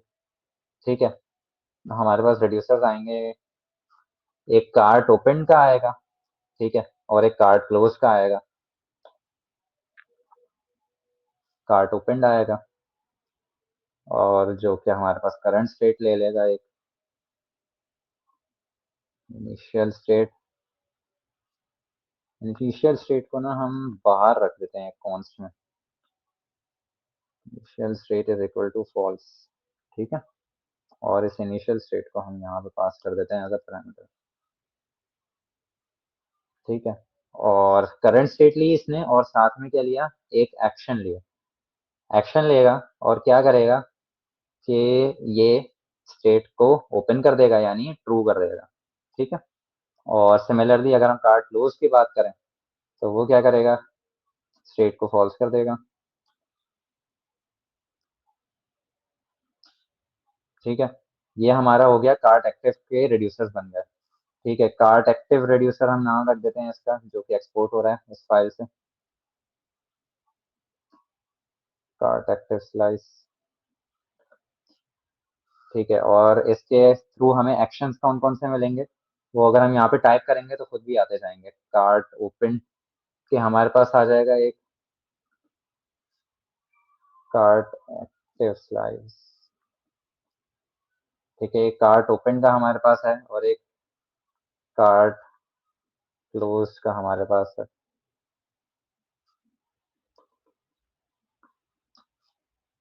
ठीक है, तो ये एक्शंस जो हैं ये हमारे पास इस स्लाइस के थ्रू रिटर्न होगा। ये हमारी कार्ट एक्टिव की स्लाइस बन गई है। ठीक है, इसको भी मैं ज़रा पुश कर देता हूँ। Git commit dash cart active slice. ठीक है, और पुश। अच्छा, कार्ट एक्टिव की स्लाइस हो गई, या जरा हम प्रोडक्ट की स्लाइस पर आ जाते हैं। ठीक है, प्रोडक्ट्स के अंदर हमारे पास क्या क्या होंगे ऑप्शंस? हम यहाँ पर सिंपली इस प्रोडक्ट के अंदर ना, प्रोडक्ट की स्लाइस के अंदर हम ये करते हैं कि हम सिर्फ डेटा रख लेते हैं जो हम एपीआई से कॉल करेंगे ना, ताकि हमारे पास अननेसेसरी रिवेंडर्स जो है ना वो दोबारा चले नहीं। ठीक है, तो हम ये करते हैं कि एक प्रोडक्ट्स की हमने स्लाइस बनाई, उसको नाम दे दिया प्रोडक्ट का, उसको इनिशियल स्टेट दे दिया एक एम्प्टी अरे, और रिड्यूसर उसमें दे दिया कि आपके पास जब डेटा आ जाए ना, तो वो आप इस स्टेट का पार्ट बना दो। ठीक है, तो प्रोडक्ट्स की जो स्लाइस है हमारी, वो प्रोडक्ट्स का डेटा रखेगी। कार्ट एक्टिव की स्लाइस जो है हमारी, वो ये डिटरमाइन करेगी कि कार्ट ओपन है या क्लोज है। ठीक है, और कार्ट की जो हमारी स्लाइस है वो ये हम कह रहे हैं हैंडल करेगी कि कार्ट में कुछ ऐड हो रहा है, कुछ रिमूव हो रहा है, कुछ इंक्रीज हो रहा है, कुछ डिक्रीज हो रहा है। ठीक है, git add dash all, git connect dash, ये हमारे पास हो गई प्रोडक्ट्स की slice. Just 10 more minutes guys, 10 more minutes में ये हो जाएगा।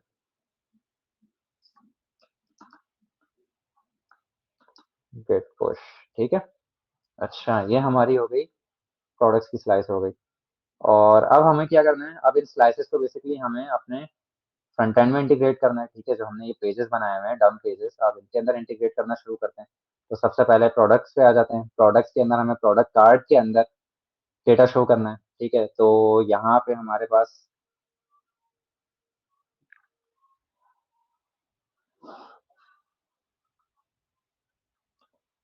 यहाँ पे हमारे पास जो प्रोडक्ट कार्ड का जो डेटा है ना वो ऑलरेडी मौजूद है। अब हमें करना क्या है कि बेसिकली जो ऐड टू कार्ट का बटन है ना, इसके ऊपर हमें एक एक्शन डिस्पैच करना है। अब एक्शन हम किस तरीके से डिस्पैच करते हैं?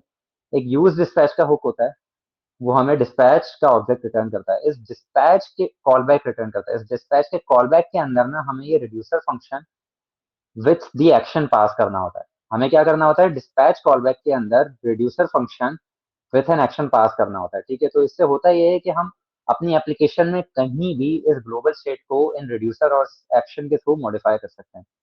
ठीक है, तो ये प्रोडक्ट कार्ड के अंदर चेंजेस हो गए कुछ। अब प्रोडक्ट कार्ड के बाद हम आ जाते हैं कार्ड के अंदर हमें क्या-क्या करना पड़ेगा। कार्ड के अंदर बेसिकली हम कार्ड की स्लाइस को ले आएँगे, ठीक है, यूज़ सिलेक्टर हुक के through. Use selector hook again हमें क्या करता है कि हमारी जो भी स्टेटफुल वैल्यू ग्लोबल स्टेट में मौजूद है ना, उसको उठा के ले आता है। Global state as an input लेता है और उस स्टेट के अंदर जो हमने कार्ड के नाम से स्लाइस डिक्लेयर किया है ना, ये वो सारा डेटा यहाँ पे इस कॉन्स के अंदर ले आता है यूज़ सिलेक्टर हुक, ठीक है? और सिमिलरली हमें कार्ड एक्टिव भी पता लगाना है, तो हम यूज़ सिलेक्टर लगा लेते हैं कार्ड एक्टिव पे। डिस्पैच अगेन हमने रख लिया, ठीक है? सम टोटल हमें ये बताएगा कि टोटल ऑर्डर्स का कितना सम हो रहा है, ठीक है? कार्ट आइटम्स हमने क्या किया कि जो भी हमारे पास कार्ट के अंदर आइटम्स मौजूद है ना, उसको एक कंपोनेंट में रेंडर करा लिया और उसको यहाँ पे पास कर लिया, ठीक है? ये कंपोनेंट हो गया और कार्ट क्लोज का हमने डिस्पैच पास कर दिया ताकि हमारे पास कार्ट बटन क्लिक करने पे क्लोज हो जाए, ठीक है? ये चीज़ हो गई। कार्ट आइटम हो गया और इंडेक्स का पेज भी हो गया। अब हम आ जाते हैं हमारे पेजेस के ऊपर। पेजेस में हमने क्या-क्या काम करना है। होम पेज हो गया रेडी, कॉन्टैक्ट पेज हो गया रेडी, प्रोडक्ट्स पेज हमारा रहता है, ठीक है? तो प्रोडक्ट्स पेज के अंदर अब हम ज़रा देख लेते हैं हमने क्या करना है। ठीक है, जो ये प्रोडक्ट्स का डेटा है ना, ये हमारे पास आ रहा है, ठीक है? और ये प्रोडक्ट्स का डेटा हमारे कार्ड्स के अंदर जाकर लग रहा है। जो भी एपीआई का डेटा आ रहा है ना, वो यहाँ पर आकर लग रहा है। तो बेसिकली ये वाला जो हमारा पेज है ना, ये इस तरीके से रेंडर होगा कि एपीआई से डेटा कॉल होगा, ठीक है? ये डेटा कॉल हो गया प्रोडक्ट्स के अंदर और हमने फिर क्या किया इसका मैप कर दिया कि इसके अंदर जो-जो भी वैल्यूज़ हैं, वो इस यूआई के अंदर आप शो करते हो, ठीक है? ये चीज़ हो गई, प्रोडक्ट से हमारा पेज रेडी हो गया। अब ज़रा हम अपनी एप्लीकेशन को देख लेते हैं किस सिचुएशन में है। क्या कह रहे हैं हमें can not store reducer slash card. अच्छा, रिड्यूसर स्लैश कार्ड सही है, हाँ, रिड्यूसर्स तो हमारे पास मौजूद ही नहीं है। और क्या है मसला? Cart active reducer. अच्छा, import cart active reducer was not found in this. ठीक है, इसको देख लेते हैं हम ज़रा क्या एरर आ रहा है। कार्ट एक्टिव स्लाइस हो गई, ठीक है। और कार्ट ओपन्ड और कार्ट क्लोज़्ड के हमारे एक्शंस होते हैं।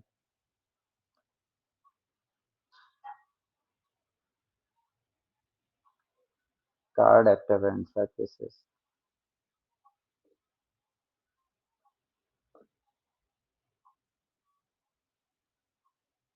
ठीक है,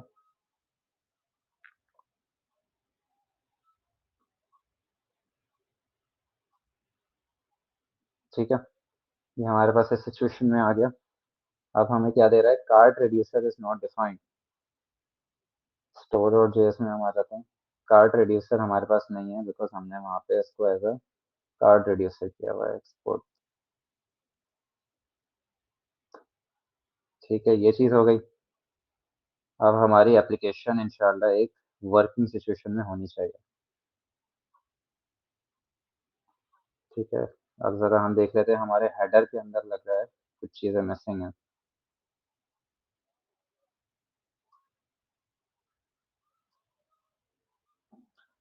ठीक है, हेडर आ गया। होम पेज को हम ज़रा देख लेते हैं क्या इश्यू आ रहा है।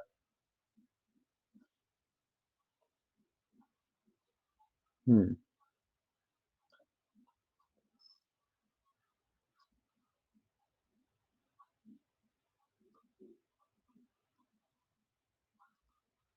ठीक है, ज़रा हम देख लेते हैं। प्रोडक्ट्स का पेज है, ये हमें कहाँ पे शो करता है? मेन में शो करता है। अच्छा, राउट्स तो अभी हमने डिक्लेयर ही नहीं किए हैं सारे, तो राउट्स हम ज़रा डिक्लेयर करें। होम पे ये आएगा, ठीक है, प्रोडक्ट्स पे हमारे पास प्रोडक्ट्स का कंपोनेंट एक है मौजूद और हमारे पास कॉन्टैक्ट पे कॉन्टैक्ट का कंपोनेंट मौजूद है।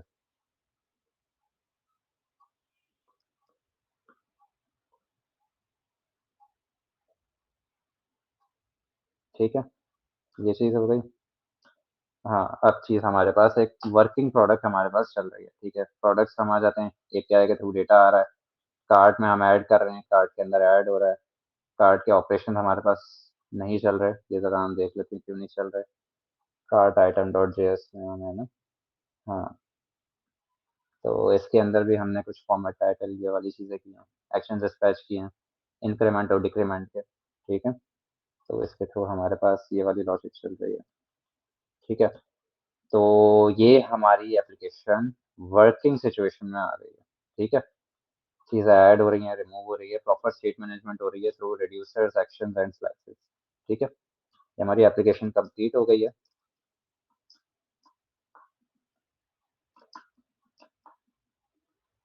ऐप कंप्लीटेड, गेट पुश, ठीक है? अब ज़रा आप जो लोग सैंडबॉक्स अपने पास चला रहे थे, वो लोकली चला के देख लें कि उनके पास ये चीज़ चल रही है, ठीक है? तो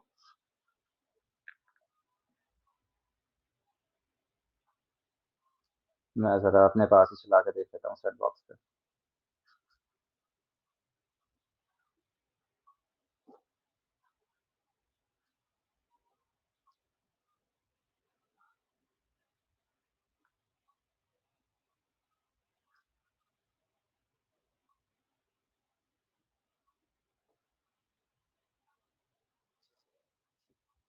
हाँ, तो हमारे पास ये प्रॉपर एक फुली फंक्शनल एप्लीकेशन चल रही है, ठीक है? सैंडबॉक्स पे भी चल रही है। प्रोडक्ट्स का पेज है, कॉन्टैक्ट का पेज है, ठीक है? अच्छा, अब हमने जो आरटीके क्वेरी की है, उसका फ़ायदा यही हुआ है कि जब हम टैब स्विच कर रहे हैं, तो डेटा हमारा परसिस्ट कर रहा है, एपीआई की कॉल बार-बार नहीं जा रही है। जबकि अगर फेच का मेथड हम यूज़ करते, तो ये कॉल बार-बार टैब स्विच करने पे जाती। तो ये एक फ़ायदा है RTK query as a client इस्तेमाल करने का। स्टेट मैनेजमेंट प्रॉपर चल रही है, ठीक है? तो या that is the project of this workshop, ठीक है? आप लोग भी ज़रा अपने पास सैंडबॉक्स में चला रहे हैं, जो चला रहे थे, और चल रहा है? ज़रा एक कंफर्मेशन दे दें चैट के अंदर जिनके पास चल रहा है। या एहतशाम सैड, आप लोग जो भी इस सेशन के अंदर मौजूद हैं एंड तक, ठीक है, वो ज़रा अपनी ईमेल्स ड्रॉप कर दें। आपको आपके पार्टिसिपेशन सर्टिफिकेट्स जो हैं वो आपकी उसी ईमेल पे आ जाएंगे, तो यहाँ पे आप ड्रॉप करेंगे, ठीक है? So make sure. बाकी कोई क्वेश्चंस हैं तो you can ask.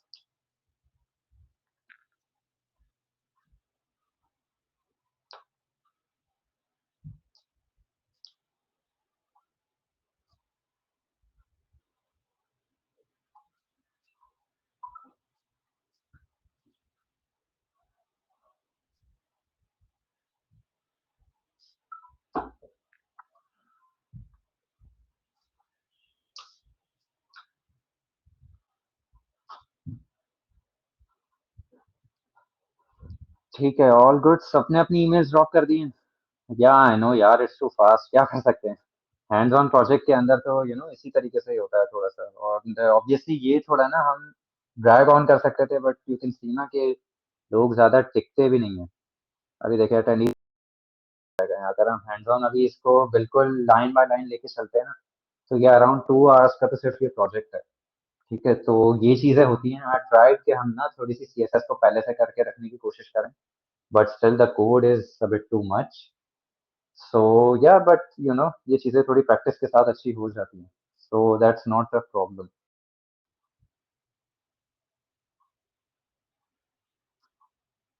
Okay, so submission का हम ये कर सकते हैं कि जीडीएससी की ऑफिशियल मेल है, gdsc@gmail.com। मैं जिस जिस ईमेल से बेसिकली आपको इनवाइट आई थी ना, आपके पास मेल्स आ रही होंगी सारी, जिस ईमेल के थ्रू ना, आप उसी के ऊपर एक मैसेज ड्रॉप कर दीजिएगा प्रोजेक्ट के साथ, उसकी लिंक के साथ। बिकॉज पार्टिसिपेशन तो चलें, ये सारा होगा ही, बाकी प्रोजेक्ट कंप्लीशन की एक अलग एक बात होती है, ठीक है? और पॉइंट ही इस पूरे सेशन का यही था कि एक वर्किंग प्रोजेक्ट आपके पास हो, चल रहा हो। इस गिटहब की रेपो को आप कनेक्ट करके किसी भी नेटलिफाई के क्लाइंट के साथ आप डिप्लॉय भी कर सकते हैं, चाहें तो, ठीक है? बहुत ईजी है, कुछ भी उसके अंदर कोड वोड तो लिखना ही नहीं पड़ता, सिर्फ कुछ आपको चेक मार्क्स लगाने पड़ते हैं, चेक बॉक्सेस टिक करने पड़ते हैं, ठीक है? तो ये चीज़ है। हाँ, ईमेल भी आई थिंक इन्होंने डाल दिया है यहाँ पे।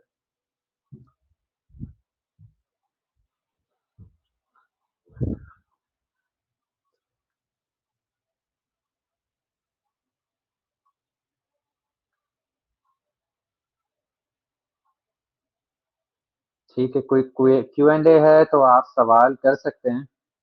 We have 5 more minutes। ठीक है, अगर कोई क्वेरीज हैं, कुछ आप लोग फीडबैक अपना ड्रॉप करना चाहें, फीडबैक के लिए तो खैर वैसे कुछ फॉर्म्स भी लॉन्च होते हैं हर सेशन के बाद। ठीक है, तो I highly encourage you people कि आप लाजमी पोस्ट इवेंट सर्वे भरा करें, हमें उससे लाइक फीडबैक मिलता है कि हम अपने नेक्स्ट सेशन में क्या चीज़ें बेहतर कर सकते हैं। ठीक है, बाकी करंट कुछ फीडबैक है तो वो आप ड्रॉप कर सकते हैं, और कोई क्वेश्चंस हैं, कोई क्वेरीज हैं तो आप चैट बॉक्स में ड्रॉप कर सकते हैं।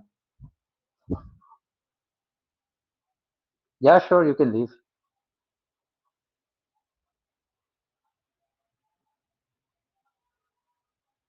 Okay, so that is it from this session. ठीक है, अब होना ये है कि हमारा एक रिएक्ट नेटिव का भी सेशन होने वाला है, वेयर वी, हाँ अच्छा, ये बड़ी अच्छी बात की शाह बताया आपने कि भाई हम इसको प्रॉपरली किस तरीके से कहाँ से डेवलपमेंट कर सकते हैं ना। तो भाई मैं तो रिकमेंड करूंगा दी ओडेन प्रोजेक्ट। ठीक है, जिस तरीके से हमने शुरू में ही रिकमेंड की है, ये पाथ ना बहुत अच्छी जबरदस्त पाथ है। ठीक है, ओपन सोर्स है, एक कम्युनिटी मेंटेन करती है। हाँ, वर्कशॉप का भी सर्टिफिकेट मिलेगा, वही एक्चुअली उसी के लिए हम मेल्स कलेक्ट कर रहे हैं। ठीक है, तो अगर आप लोग चाह रहे हैं ना प्रॉपरली प्रैक्टिकल फोकस होकर आप जावास्क्रिप्ट को सीखें या रिएक्ट को सीखें, तो ये आप पाथ लाजमी फॉलो करें। ठीक है, हमारी टीम में भी काफी लोगों ने फॉलो किया है, मैंने पर्सनली खुद ने फॉलो किया है, मेरे साथ एहतशाम है, इन्होंने भी फॉलो किया है। तो लाइक बड़ा अच्छा एक एक्सपीरियंस रहता है। ठीक है, जब आप एक पाथ को लेकर चलते हैं। बाकी अगर आप कंसेप्चुअली कुछ चीज़ों को समझना चाह रहे हैं तो उसके लिए भी एक बड़ी अच्छी रिसोर्स मौजूद है गिटहब पे, जिस ऑर्गेनाइजेशन में मैं करेंटली काम कर रहा हूँ, टेकवर्ड्स में ना, इनकी इनकी एक रेपो मौजूद है। इन्होंने ना बेसिकली रिएक्ट को एज एन आर्किटेक्चरल लेवल ना देखा है कि हम इस इन चीज़ों में क्या चीज़ें बेहतरी कर सकते हैं। ठीक है, किन पैटर्न्स को किस वक्त इस्तेमाल करना चाहिए, किस वक्त नहीं करना चाहिए, ये भी एक बहुत बड़ी अच्छी रिसोर्स है। ठीक है, आप इसे भी फॉलो कर सकते हैं। लाइक ये उनके लिए है जो बिल्कुल प्रॉपर ना रिएक्ट को समझना चाहते हैं कि भाई हर चीज को कहाँ इस्तेमाल करना है, कहाँ नहीं करना है, यूज इफेक्ट कहाँ करना है, यूज मेमो कहाँ करना है, यूज कॉल बैक कहाँ करना है।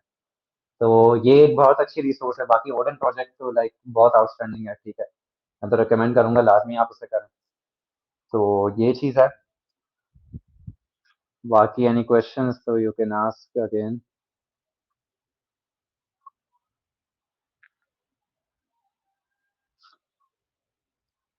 ठीक है, I think that's it from it.